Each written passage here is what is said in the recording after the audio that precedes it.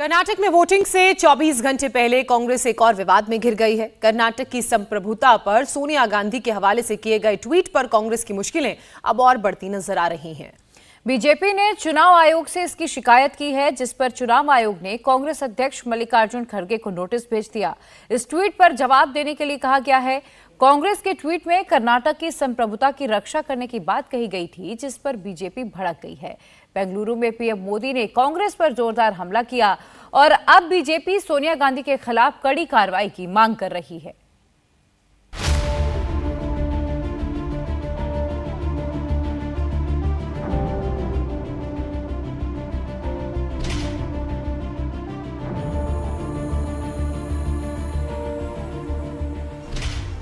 कर्नाटक में प्रचार का शोर तो थम गया है, लेकिन विवादों का शोर अभी नहीं थमा। पहले मुस्लिम आरक्षण, उसके बाद बजरंग दल और अब सोनिया गांधी का बयान। कांग्रेस के लिए मुश्किलें कम नहीं हो रही हैं। ताजा मामले में कर्नाटक की संप्रभुता पर सोनिया गांधी के हवाले से किए गए ट्वीट पर कांग्रेस फिर फंस गई है। चुनाव आयोग ने मल्लिकार्जुन खड़गे को नोटिस भेजकर जवाब मांगा। सोनिया गांधी की हुबली वाली रैली की फोटो को कांग्रेस ने ट्विटर हैंडल से जारी किया। इस ट्वीट में कर्नाटक के लिए संप्रभुता और अखंडता शब्द का इस्तेमाल किया गया। कर्नाटक की संप्रभुता की रक्षा करने वाले ट्वीट पर बवाल मच गया। सोनिया गांधी के ट्वीट के खिलाफ बीजेपी चुनाव आयोग पहुंच गई। बीजेपी ने चुनाव आयोग से मांग की है कि सोनिया गांधी के खिलाफ कार्रवाई की जाए। कर्नाटक के लिए संप्रभुता शब्द का इस्तेमाल करने के लिए कांग्रेस पार्टी की मान्यता रद्द की जाए। चुनाव आयोग से ये मांग की है कि जिस तरह कांग्रेस तुष्टीकरण की राजनीति करते हुए श्रीमती सोनिया गांधी जी ने अपने ट्विटर हैंडल से, पार्टी के ट्विटर हैंडल से जो शब्द राष्ट्र की एकता अखंडता के लिए इस्तेमाल होता है, संप्रभुता जो एक बहुत महत्वपूर्ण शब्द है, उसका प्रयोग कर्नाटक के लिए करके उन्होंने देश के संविधान का अपमान किया है, संविधान की आत्मा का अपमान किया है, लोकतंत्र का अपमान किया है। उन्हें सार्वजनिक माफी मांगनी चाहिए और इन पर कठोर सजा चुनाव आयोग जो है वो इनकी रजिस्ट्रेशन जो है उसको रिवोक करे। बीजेपी की शिकायत पर चुनाव आयोग ने कांग्रेस को जो नोटिस जारी किया है, उसमें लिखा है कि आपसे सोशल मीडिया पोस्ट के संबंध में स्पष्टीकरण देने और सुधार के उपाय करने का अनुरोध किया जाता है। बेंगलुरु की रैली में मोदी ने इसे कांग्रेस की टुकड़े टुकड़े करने वाली मानसिकता कहा था। कर्नाटका को भारत से अलग करने की वकालत कर रही है। टुकड़े टुकड़े गैंग की बीमारी कांग्रेस में इतनी ऊपर तक पहुंच जाएगी, मैंने कभी सोचा तक नहीं था। कांग्रेस भारत के स्वतंत्रता संग्राम में योगदान देने वाले लाखों कन्नड़ा स्वतंत्रता सेनानियों का अपमान कर रही है।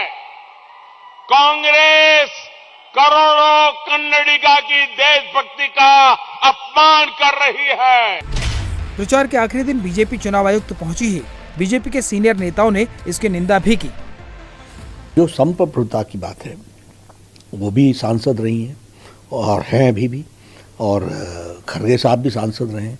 हम क्या शपथ लेते हैं कि हम we owe our allegiance to the constitution of India and we shall uphold the integrity and sovereignty and integrity of the country, ये कहते हैं हम। अब ऐसे कहने वाले लोग अगर कर्नाटक की संप्रभुता की बात करें तो कर्नाटक के हजारों लाखों लोगों ने जो आज़ादी की लड़ाई भारत के लिए लड़ी, उनका अपमान है। लेकिन ये लोगों को खुश करने के लिए इस तरह की शब्दावली बोल करके ये, और आपको इसमें कोई दो राय नहीं है कि टुकड़े टुकड़े गैंग के साथ ये लोग तो खड़े रहे ही हैं। तो भारत के जो बोलते हो कि भारत के होंगे टुकड़े टुकड़े इंशाल्लाह इंशाल्लाह, ऐसे लोगों के साथ जो खड़े होते हों, उनके मुंह से इसी तरीके की वाणी निकलती है। चुनाव आयोग के नोटिस का खड़गे जवाब दें, उससे पहले कांग्रेस के नेता जगदीश शेट्टार ने मामले को संभालने की कोशिश की। इस ट्वीट से कांग्रेस को कितना फायदा या कितना नुकसान होगा, इसका हिसाब तो 13 मई को हो जाएगा। उससे पहले कल 10 मई को वोटिंग है। वोटिंग से पहले बीजेपी और कांग्रेस अपनी अपनी जीत के दावे कर रहे हैं। अमित शाह ने कहा कि इस बार बीजेपी पिछली बार से ज्यादा सीटें जीतेगी।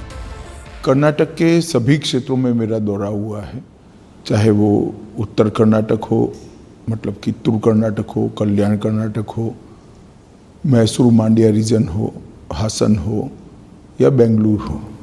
सभी क्षेत्रों में भारतीय जनता पार्टी के प्रति रुझान, उत्साह और समर्थन गत चुनाव की सापेक्ष में बहुत बड़ा है।